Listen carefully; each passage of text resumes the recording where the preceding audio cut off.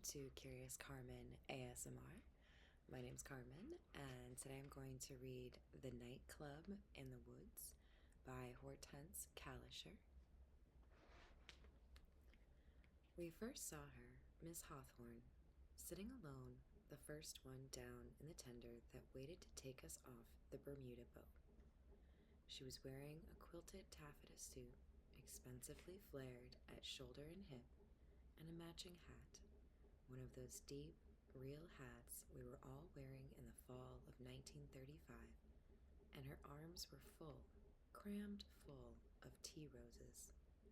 Under a city marquee, she would have had an enviable chic, but on the white deck of the tender in the buttery Bermuda sun, she looked outlandishly urban for that travel folder scene. As the rest of us climbed down into the tender, she made room for us with an apologetic shifting of the roses, but one could see, as she nestled her long, rouge-assisted face into the buds, that she was pleased with them. Later on, in the week that followed, we saw her at our hotel, and Luke and I, drifting in the ambiance of our honeymooners' table, idly watched her dinner entrances. Each evening, appearing late but consciously unflurried, in a different gown, one always too dominantly colorful and sparkling for the off-season crowd, she crossed to the table reserved for her and her companion, a dark, pear-shaped man shorter than she, who received her with an anxious, hesitant curtsy. Courtesy, not curtsy. On the first evening, Luke, nudging me, had pointed to the single bird of paradise bud with which the hotel kept the tables adorned, each beaked bloom soaring from its coarse glass holder like an immoderately hued bird. And every evening thereafter, the analogy had kept us amused. One evening, however, as she passed us, her tall, haggard figure, sheathed in green sequins that boomeranged the light, a child at a nearby table cried out, "Look, Mommy, Christmas tree!" As she stopped and bent toward the child, the sequins not quite concealing the middle-aged line from breast to hip, we heard her say, in a mellow voice, as if she were indulgently amused at both the child and herself, "Yes, darling, Christmas tree," and we felt ashamed and liked her. We met the two of them again as we were all herded docilely into one of the glass-bottomed sightseeing boats, and she told us her name. The little man, tentative and deferential in the background, was one of those hovering people whose names one never catches, and we never did, although she told it. Again we saw her, alone on the beach in front of the hotel, in a mail lot that was still somewhat scandalous for that time. We were a little embarrassed for her, not at the suit, but at its cruel, sagging revelation, and I remember that both of us, looking away with the instinctive distaste of the young for the fading, glanced down with satisfaction at our own bodies. One of her arms was covered almost from wrist to elbow with diamond and sapphire bracelets, and she must have seen me staring at them, or trying not to. She laughed on the same mellow note. "I'd feel naked without them." She turned and slid into the water. She swam well, better than either of us. Her long, water-sallowed face, which once must have been very handsome, sinking deep into the fervid blue of the water, the one mailed arm flashing in the sun. In those days, the thing to do was to go down on the Monarch and come back on the Queen. The little stenographers squandering their vacation on off-season rates, an interchangeable wardrobe, and one shattering evening dress, the honeymooners, intent on seeming otherwise, all said it airily. We came down on the Monarch, and we'll go back on the Queen. On the return voyage, we met Miss Hawthorne and her vague companion again. The ship had run into bad weather, the usual October storms of the Caribbean, and at dinner time, the little stenographers had been unable to appear in their evening dresses after all. Luke had been affected too, although I was not. After dinner alone, I wandered into one of the ornate lounges that hollowed the ship. Seated in one of the gold chairs, her lame gown blending so well that at first I did not see her, was Mrs. Hawthorne. She beckoned to me. "I see you're a good sailor, too," she said. "I never get sick. Dave, the friend who's traveling with me, is down in his cabin." There was the slightest emphasis on his. "Women are the stronger sex, I always say. You two are newlyweds, aren't you?" "Yes." "Look," she said, "why don't you and your husband come up to my stateroom and have some champagne? It's the best thing in the world for seasickness, and after all, we really should celebrate for you two. Yes, do. We really must." I went down to our cabin and roused Luke. "You think you're inveigling me," he said, "but it's really Miss Hawthorne who intrigues me." We climbed the ladders from D deck to A. Up there, with no feel of more ship above us, the ocean, silhouetted against the looming slant of the stacks, seemed to shift its dark obliques more pervasively near us. "The water seems more intimate up here with the rich, doesn't it?" I said. Said Luke, "but it's not an intimacy I care to develop at the moment." I giggled, and lurching together, hip to hip, half with love, half with the movement of the deck, we entered Mrs. Hawthorne's stateroom. The room was banked with flowers. Mrs. Hawthorne and her companion were waiting for us, sitting stiffly in the center of the blooms like unintroduced visitors in the anteroom of the funeral chapel. Wedged behind a coffee table blocked with bottles, Mrs. Hawthorne did not rise, but we greeted each other with that air of Confederate gaiety adopted by hostess and guest at parties of whose success neither is sure. Across from her, behind an imitation hearth, a gas log burned insolently, as if a fireplace burning in the middle of the sea might serve to keep the elements in their place. "Life on the hypotenuse," said Luke. He retrieved a bunch of gladioli and set them back on the airing horizontal of a table. Mrs. Hawthorne shifted her bracelets. "Dave is the florist in our hometown, Hawthornton, Connecticut. I needed a rest, so Dave came down with me. Senator Hawthorne couldn't get away. He's the senator from there, you know." Luke and I nodded, eager to let her see that we took her explanation at its face value, unwilling to appear abashed at the malpractices of the rich and worn. I imagined her life, the idle, probably childless woman, burdened with an exuberance no longer matched by her exterior, drawing toward her with the sequins of wealth and difference the self-conscious little man who was doggedly trying to fill the gap between them with the only largesse at his command, his abracadabra of flowers. Luke and I exchanged looks across the flowers, secure in our cocoon of beginnings, seeing before us an itinerary that repudiated compromise and made no concessions to the temporal. As we drank, the fraudulent solidity of the room was displaced now and again by a deep, visceral sway that drained the chair arms from beneath our digging fingers, and the wine seemed only to accentuate the irrationality of the four of us so transiently, so unsuitably met. At one point, Mrs. Hawthorne told the blond, mild-featured Luke that he had a sulphurous look, which roused us all to unsteady laughter, and again I remember her asking, with the gaucherie so denied by her appearance, if he were a college man.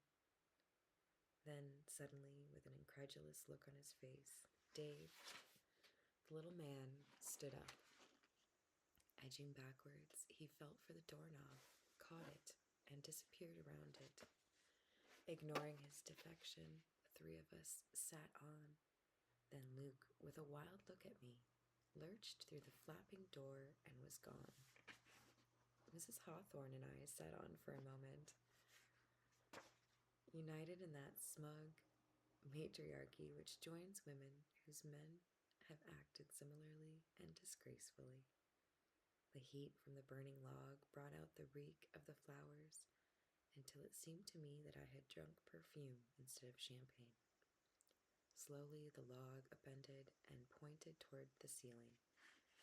But this too had slid far to the right so that the room hung in momentary armistice with the storm, the implacable hearth still glowing in its center. I stood up and moved toward the door. It sidled toward me, and I achieved the corridor, but not before I had caught a last glimpse of Mrs. Hawthorne. She was sitting there like one of those children one often sees at dusk in the playground or the corner lot, still concentrated in fierce, solitary energy on the spinning top or the chalked squares of the deserted game, unwilling to admit the default of the others who had wilted, conceited in the afternoon's end, and acquiescently gone home. By the time Luke and I had made our separate ways to the cabin, the ship had ridden out the storm area and was running smoothly. We would dock next morning in New York Harbor. We greeted each other and slid limply into bed. Luke put his arms around me with a protectiveness tinged. I could not help thinking, with a relief, that I had not proved so indomitable after all. For a second I held him at arm's length. "Tell me first," I said. "Are you a college man?" Then we nestled together in the excluding, sure laughter of the young. At the docking the next day, we got through the lines early, without seeing anyone we knew. We had exchanged addresses with Mrs. Hawthorne, never really expecting to see her again, and in the busy weeks after, during which we returned to our jobs and our life together, we forgot her completely. About a month later, sometime in November, we got a note from her, written in a large, wasteful hand on a highly colored, expensive note paper, and followed, when we did not immediately answer, by a phone call, during which her voice came over the wire as gaily insistent as before. Would we come up for dinner and stay the night? We accepted without particular consideration, partly out of a reawakened interest in her and what we would be like at home with the senator, partly because it was a good place to go with the Chevy, and no sense of stringency on time had led us yet to a carping evaluation of the people with whom we spent it. On the way up that Saturday, a run of about 70 miles, we drove steadily through a long, umber autumn afternoon. At our left, the sun dropped slowly, a red disk without penumbra. Along the country roads, the escarpments of pines and firs were black-green, with the somber deadness of a Tyro's painting of Italy. Lights popped up in the soiled gray backs of towns, and a presage of winter tingled in our minds, its remembered icicles sliding down our spines. I was 22, free, still catching up with a childhood where hot dogs had been forbidden. I made Luke stop for them twice. After that, we drove silently, my head on Luke's shoulder.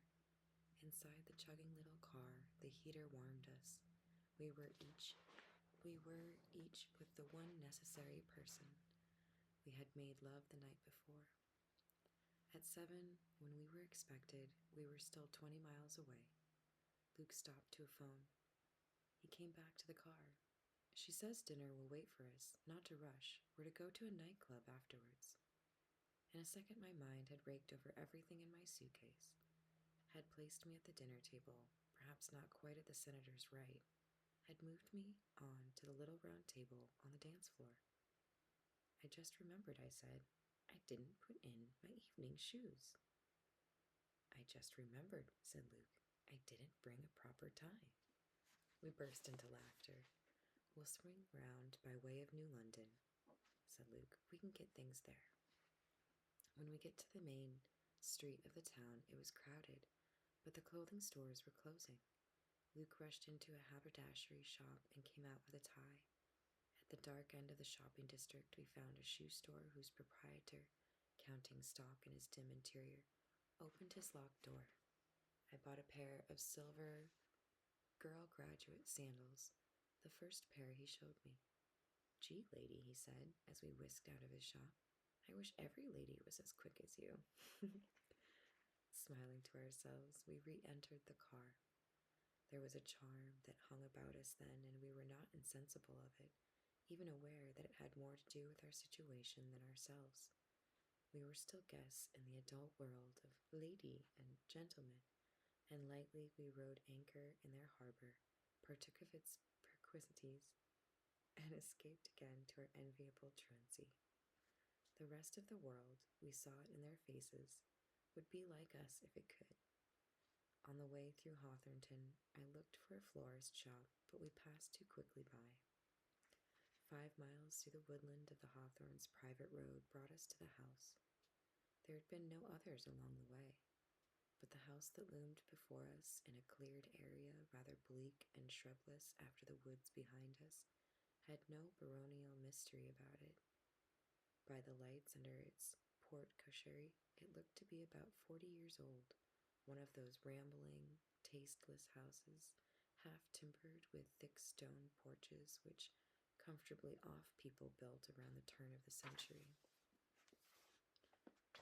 More for summer use, but providently made habitable for all year round. As we came to a stop under the porte cochere, the coupe's engine died. I heard the rushing sound of water and saw that we seemed to be on the tip of a promontory that ended several 100 feet beyond. We're on a lake? Only the Atlantic, said Luke. Don't you ever know where you are? We've been driving toward it all afternoon. Hardly ever, I said, but we seem to be fated to meet Mrs. H. on one ocean or another. A capped maid opened the door. Mrs. Hawthorne stood at the foot of the stairs to greet us. It was the first time I had seen her in a black, very low-cut, smart black, enlivened only by the cuff of bracelets on her right arm. It made her seem less of a character, placing her almost in my mother's generation, although she may not quite have been that, and a little unsettling to me. In my world, the different generations did not much visit each other, at least not seek each other's company as she had ours. She made a breezy stir of our welcome, giving us each a hand, directing the housemen as to our bags, referring us to separate corners for a wash. Drinks in the dining room. See you there. When we entered, she was seated at the long dining table, alone. 3 places were set, not at the head, but down toward the middle, ours opposite hers. There was no evidence that anyone else was to dine, or had. I remember nothing of the room except my surprise. As we clicked glasses, were served, I tried to recall her voice as it had come over the wire to New York. Certainly her airy chit-chat had given me the impression that we were to be members of a house party. Otherwise, considering the gap between us of situation, money, age, how odd it was of her to have singled us out. Her conversation seemed to be newly flecked with slang, a kind of slang she perhaps thought we used. That way for the Johns, she had said, directing us to the bathrooms, and now, speaking of Bermuda, she asked us if we had not thought it simply to reef. She had found European travel rather a frost. I get more of a boot out of cutting a dash at home, she said, grinning. A second manservant and maid were serving us. I keep the estate staffed the way it's always been, she said, even though a good bit of the time it's only just me. Of course, we've had to draw in our horns in lots of ways, like everyone else, but I've washed enough dishes in Hawthornton, I always say. She smiled down at her bracelets. Have you always lived in Hawthornton? Said Luke. She nodded. The senator's people have always had the mills here, the Hawthorne knitting mills, and my father was the town parson, also the town drunk. But I married the mill owner's son. She chuckled, and we had to laugh with her as the picture she drew for us.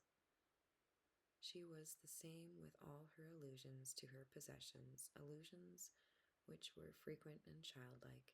As they ballooned into boasting, she pricked them, careful to show that she claimed no kind of eminence because of them. What she did claim was the puzzling thing, for I felt that the estate meant something to her beyond the ordinary, and that her choice of our company was somehow connected with that meaning. Certainly, she was shrewd enough to see that our scale of living was not hers, although for a while I dallied with the idea that a real social ignorance, that of the daughter of the down-at-the-heel parson suddenly transmuted into the mill owner's wife, had kept her insensitive to all the economic gradations between, had made her assume that because we were college people, had been on the Bermuda boat, and had an anonymous East Side address, our jobs and our battered Chevy were only our way of drawing in our horns. But she did not seem to be really interested in who we were or what our parents had been. Something about what we had or were now had drawn her to us in her queer little overtures of slang. She seemed to be wistfully ranging herself on our side, but I did not know what she imagined our side to be. We took our coffee in what she had referred to as the big room. At first it was hard to categorize it as anything else. Large as a hotel lounge, it had something of the same imperviousness to personality. Sofas and club chairs, stodgy but solid, filled its middle spaces. There was a grand piano at either end, and all along the edges, beneath the irregularly nooked windows, there were many worn wicker and chintz settees. But looking further, I saw the dark bookshelves filled with Albert Hubbard editions, the burnt leather cushions of the kind that last a lifetime, scattering the wicker, the ponderous floor lamps whose parchment umbrella shades were bound with fringe, and I began to recognize the room for what it was. This was a room from which the stag's head, the Tiffany glass had been cleared perhaps, but it was still that room which lurked in albums and memoirs behind pictures labeled The Family at Summer of 1910. Bottom row, my son Ned, later to fall in the Ardennes, daughters Julie and Christine, and their school friend Mary X, now wife of my son George.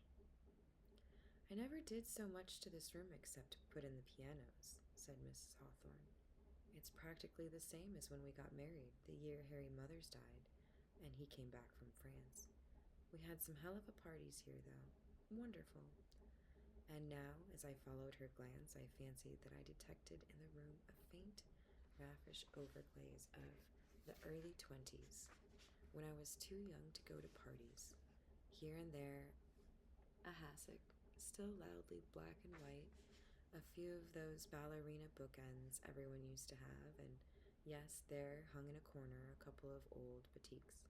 Dozens of people could have sprawled here, the young men with their bell-bottom trousers, the girls with their Tutankhamun eardrops, pointed pumps, and orange ice-colored silk knees. The weathered wicker would have absorbed the spilled drinks without comment, and cigarette burns would have been hilariously added to the burnt leather cushions. Yes, it could have been a hell of a room for a party. Mrs. Hawthorne led us to the windows and pointed out to the dark, stating through it with the sure, commanding eye of the householder.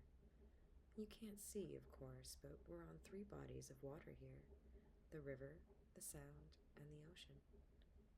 There's the end of the dock. The Coast Guard still ties up there once in a while, although we don't keep it up anymore. When I was a kid, it used to be fitted out like a summer hotel. I used to swim around the point and watch them. Then I thought, would not have been one of those little girls. Then I thought she would not have been one of those little girls in the bottom row of the picture. She would never have been in that picture at all. She closed the curtain. Let me show you your room, and then we'll be off. She led us upstairs into a comfortable, nondescript bedroom. That's my door across the hall. Knock when you're ready. Oh, it won't take a minute to change, I said. Change? Dear, you don't have to change. Oh, but we've brought our evening things, I said. It'll only take us a minute. There was a slight wail to my voice. Really, it won't, said Luke. We're awfully sorry if we've delayed you, but we'll rush. We continued our protests for a minute, standing there in the hall. She leaned down and patted my shoulder, looking at me with that musing smile older women wore when they leaned over baby carriages. I had encountered that look often that year among my mother's friends. No, run along and never mind, she said. Nobody else is going to be there. In front of the mirror in our room, I ran a comb through my curls. Nobody who is anybody, I suppose she meant. I can't imagine why else she picked on us. And when I think of those awful shoes. You can wear them at home, said Luke. I like women to be flashy around the house. Come on, you look wonderful. I'm going to change to them anyway. They'll dance better. You'll only have to dance half the dances. Luke, I slid my feet into the shoes and twisted to check my stocking seams. Do you suppose that little man, Dave, will be there? Do you suppose we're being used as sort of a cover? He laughed. I don't know. Come on. Don't you think it's funny she doesn't say where the senator is? At least make his excuses or something. Away on business, probably. Well, why isn't she in Washington with him then? I would be if it were you. Thank you, he said, but how come you got through college? There's no Connecticut senator to Washington named Hawthorne. Lucas, I knew there was something fishy. Maybe there isn't any senator. Or maybe he's divorced her and nobody around here will know her. Or maybe she's a little off from his being dead and wants to go on pretending he's alive. With people like us, who wouldn't know. He put back his head in laughter. Now I know you did get through college. He kissed the back of my neck and pushed me through the door. State Senator. Dope, he whispered, as we knocked at Mrs. Hawthorne's. Ready? She opened the door and held it back in such a way that we knew we were to look in. This is the only room I changed, she said. I had it done last year, the same way. I thought the man from Sloan would drop in his tracks when I insisted on the same thing. All that pink, 90 yards of it in the curtains alone. She laughed as she had done at the child in Bermuda. Of course, I had no idea back then. I thought it was lovely, so help me. And now I'm used to it. We looked around, all that pink, as she had said. The room, from its shape, must be directly above the big room below, its great windows jutted out like a huge pink prow, overlooking the 3 bodies of water. Chairs with the sickly sheen of hard candy pursed their Louis quartz. I don't know how to say that. Quatorze? Legs on a rose madder rug. Under lamps, the tinge of old powder puffs. There were a few glossy prints on the walls, nymphs couched like bonbons in ambiguous verdure. Marble putty held back the curtains, and each morning, between 90 yards of rosy lingerie, there would rise the craggy, seamed face of the sea. Mrs. Hawthorne put her hand on one of the cherubs and looked out. We sailed from there on our honeymoon, she said. On the old Hawthorne's yacht, right from the end of the dock. I remember thinking it would give, there were so many people on the end of it. She took a fur from the chair, slung it around her shoulders, and walked to the door. At the door she turned back and surveyed the room. Ain't it orful? She said in her normal voice. Harry can't bear it. She had 2 voices, I thought, as we followed her downstairs and got in the car. She referred to as her runabout, that she'd made Harry give her in place of the chauffeur-driven roles.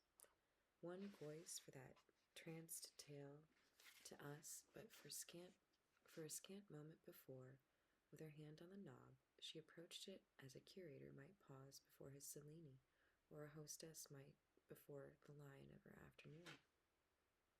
And here it was. The 2 fires burned at either end. The sultry, hooded sidelights reflected here and there on the pale, unscarred dance floor. The little round tables were neatly stacked at its edge, all but one table that was set for service, as if now that it was 3 a.m. or 4, the fat proprietor and his head waiter might just be sitting down for their morning bowl of soup. On the wall behind the tables flickered the eternal mural, elongated ball mask figures and vaudeville backdrops painted dim even when new, and never meant to be really seen. It could be one of the harlequin-faced young men with top hats and canes doing a soft shoe routine against an after-dark sky, or it might be one of the tapering Venuses with the not-quite bodies behind Prussian blue imitations of Versailles. It didn't matter. Here was the inn, the club, the spot, the Glen Island, where one danced to Ozzie Nelson, the log cabin at Armonk, the one near Rumson, with the hot guitarist, the innumerable ones where, for an evening or a week of evenings, Vincent Lopez's teeth glinted like piano keys under his mustache. The names would have varied somewhat from those names of the 30s, but here it was, with the orchestra shell waiting, the podium a little toward one end so that the leader might ride side saddle, his suave cheek for the tables, his talented wrist for the band. Only the air was different, pure and still, without the hot confectionery smell of the crowd. And the twin fires, though they were burning true and red, had fallen and a little fallen back before the chill advance of the woods. So for the second time, we sat down to champagne with Mrs. Hawthorne. There was a big phonograph hidden in the corner. After a while, she set it going, and we danced. Luke first with her, then with me. And now as the champagne went to our heads, it was not the logs or the chair arms that moved, but we who moved, looping and twirling to the succulent long-phrased music, laughing and excited with the extraordinary freedom of the floor. I thought of Dave, the little man, but Mrs. Hawthorne never mentioned his name. She was warm, gay, like a young girl, as I had heard it said now and then of an older woman. I had thought that this could not be so without grotesquerie, but now, with the wisdom of the wine, I imagined that it could, if it came from inside. She had the sudden, firm bloom of those people who really expand only in their homes. For the first time, we were seeing her there. Toward the evening's height, she brought out some old jazz records, made specially for her, with the drum and cymbal parts left out, and from the wings back of the podium she drew out the traps, the cymbals, and the snare. In the old days, she told us, everybody who came did a turn. The turn with the drums had been hers. We made her play some of the songs for us, songs I remembered, or thought I remembered, from childhood, things like Dardamella and Jada Jada Jing Jing Jing. She had some almost new ones, too, Melancholy Baby and Those Little White Lies. We gave her a big hand. Then, just as we began to speak of tiring, of going to bed, because we had to drive back early the next day, she let the drumsticks fall and put her fingers to her mouth. "Why, I forgot it," she said. "I almost forgot to show you the best thing of all." She reached up with the other hand and turned off the big spotlight over the orchestra shell. Once more, only the side lights glowed, behind their tinted shades. Then the center ceiling light began to move. I hadn't noticed it before. It was so much like what one expected of these places. That was the point. That it was.